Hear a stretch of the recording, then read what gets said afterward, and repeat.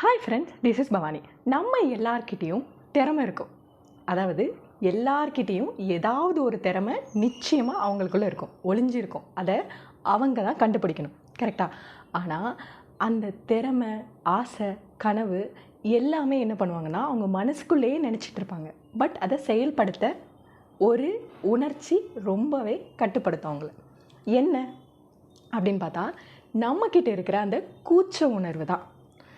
அந்த உணர்ச்சியை நீங்கள் அதிலிருந்து வெளியில் வந்தீங்கன்னு வச்சுக்கோங்களேன், உங்கள் லைஃப்பை நீங்கள் நிச்சயமாக சேஞ்ச் பண்ண முடியும்.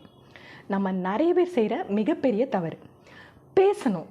ஒரு விஷயத்தில் ஒரு 4 பேர் சேர்ந்து பேசிகிட்ருக்காங்க, அந்த இடத்துல உங்களை ஒருத்தங்க கலாய்க்கிறாங்க, ஏதோ உங்ககிட்ட பேசுகிறதுக்கான வாய்ப்பு அந்த இடத்துல உங்களுக்கு கிடைக்குது. நிச்சயமாக நீங்கள் அந்த இடத்த என்ன பண்ணணும், யூஸ் பண்ணணும். பேசுகிறதுக்கு ரெடியாக இருக்கணும். நான் பேச மாட்டேன், நான் அப்படிலாம் கிடையாது, எனக்கு பேச வராது, நான் 10 வார்த்தை பேசுகிற இடத்துல ஒரு வார்த்தை தான் பேசுவேன். அதாவது ஒரு இடத்துல என்ன பேசணுமோ அதை நம்ம பேசணும். அதுக்கு நாம் கூச்சப்படக்கூடாது, அது தப்பு. அதாவது தேவையில்லாமல் பேசுவாங்கல்ல, அதை நம்ம வரல. நம்மளுக்கு இருக்கிற திறமையை நம்ம வெளிக்காட்டாமல் இருக்கிறோம் பார்த்தீங்களா, அதுக்கு கூச்சம் அப்படிங்கிறது ஒரு உணர்வு நம்மளை போட்டு கீழே படுது. ஓகேவா? அதனால் நம்ம லைஃப் எங்கே படுது, பின்னாடி தள்ளப்படுது. கரெக்டு தானே? நிறைய பேர் கூச்ச சுபாவத்தில் இருந்தனால நான் ரொம்ப கூச்சப்படுவேன், இந்த ஒரே ஒரு இது மட்டும் இல்லைனா நான் எங்கேயோ போயிருப்பேன் அப்படின்னு சொல்லுவாங்க. கேள்விப்பட்டிருக்கீங்களா? நிறைய பேர் அப்படி இருப்பாங்க. ஏன்னா அவங்களுக்குள்ள ஒரு பயம். எப்போவுமே எந்த விஷயமா இருந்தாலும் கேட்டால் மட்டும்தான் கிடைக்கும். கேட்கலன்னா நமக்கு யாருமே இது பண்ண மாட்டாங்க. இப்போ ஒரு பொருள் கீழே கிடக்குது அப்படின்னு வச்சுக்கோங்களேன், அதை நீங்கள் எடுத்துட்டு நீங்களே வச்சுக்கணும்னு சொல்லுவாங்க. ஏன் தெரியுமா?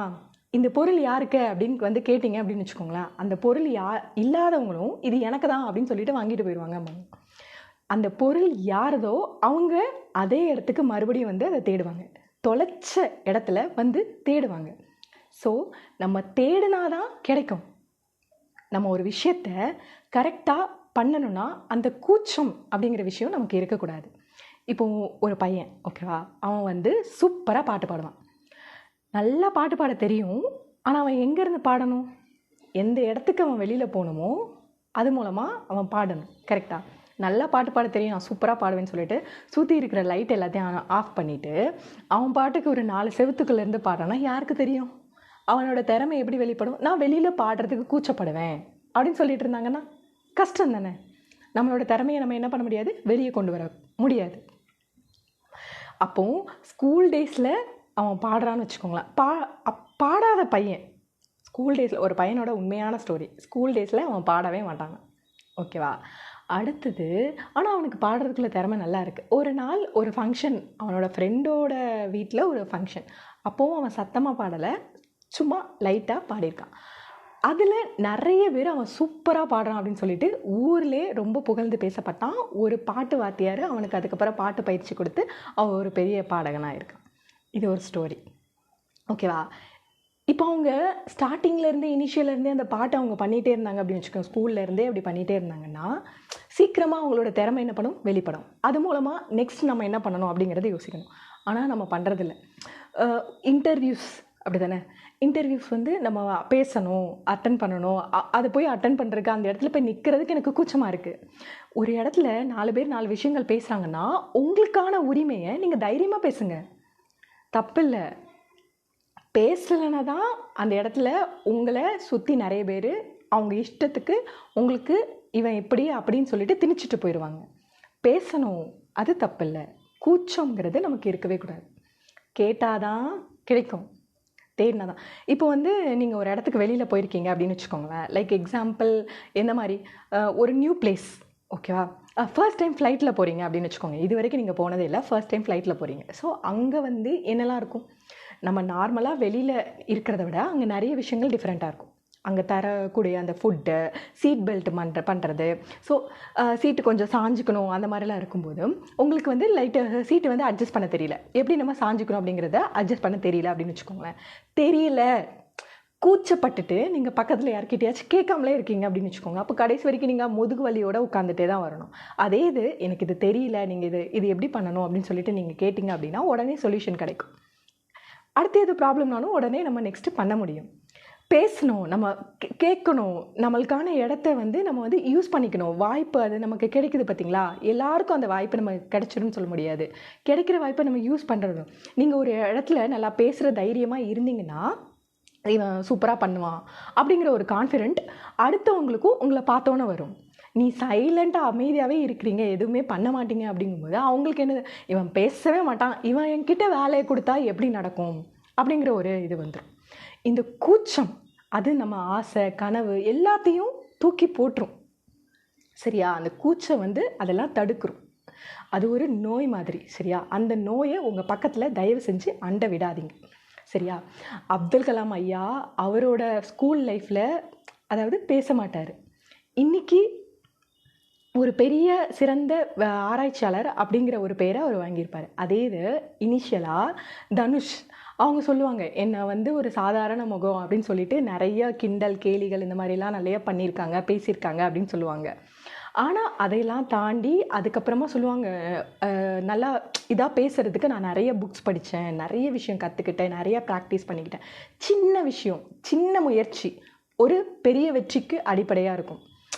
லைஃப்பில் எப்போவுமே ஃபர்ஸ்ட் நம்ம பண்ண உடனே நமக்கு என்னது வெற்றிங்கிறது கிடச்சிடாது. ஒரு தடவை நமக்கு ஒரு தோல்வி அப்படின்னு கிடச்சிச்சின்னு வச்சுக்கோங்களேன், அந்த தோல்வியை நம்ம என்ன பண்ணோம்னா அக்செப்ட் பண்ணிவிட்டு நெக்ஸ்ட்டு நம்ம என்ன பண்ணணுங்கிறத நம்ம யோசிக்கணும். அதனால் ஐயோ அவங்களாம் இந்த மாதிரி பண்ணுறாங்க பார்க்குறாங்க, நம்மக்கிட்ட தோல்வி வந்ததுனால அசிங்கப்பட்டுட்டோம் அப்படின்னு அர்த்தம் கிடையாது.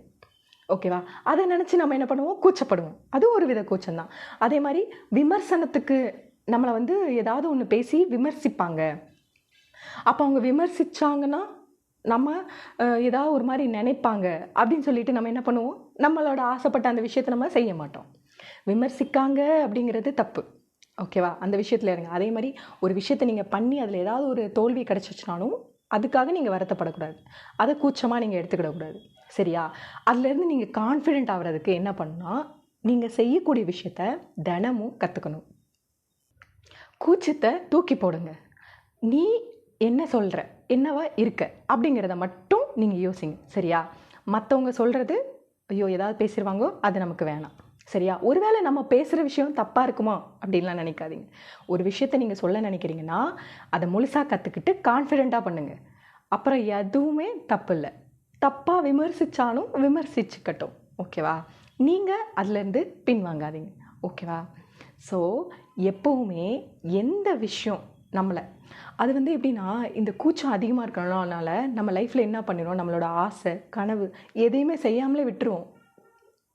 அதுக்கப்புறம் ஒரு 10-15 வருஷம் கழித்து ஐயோ நான் வந்து இந்த மாதிரி எனக்கு முடியாது அப்படி எனக்கு பயமாக இருக்குது அப்படி இப்படின்னு நினச்சே என் லைஃப்பை நான் விட்டுட்டேனே அப்படின்னு சொல்லிட்டு ஒரு நாள் அழுவுறதுக்கு இன்றைக்கே தைரியமாக வாங்க. எந்த கூச்சமும் யோசிக்காதீங்க. என்ன செய்யணும்னு ஆசைப்படுறீங்களோ தைரியமாக இப்போவே செய்யுங்க.